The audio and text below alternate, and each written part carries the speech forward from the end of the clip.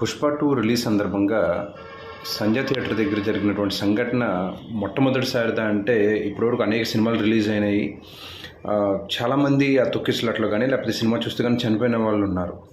అయితే ఇక్కడ మేజర్గా తప్పు ఎక్కడ జరిగింది, లేకపోతే జనాలు కూడా ఎందుకు అంత ఎవర్టెడ్ స్టేజ్లో ఉన్నారు అంటే, సరే అల్లు అర్జున్ గారిని అరెస్ట్ చేసిన తర్వాత ఆ నెక్స్ట్ డే జరిగినటువంటి కాన్సిక్వెన్సెస్ ఏవైతే ఉన్నాయో దానివలన ప్రజల్లో ఒక రకమైనటువంటి ఆలోచన మొదలైంది.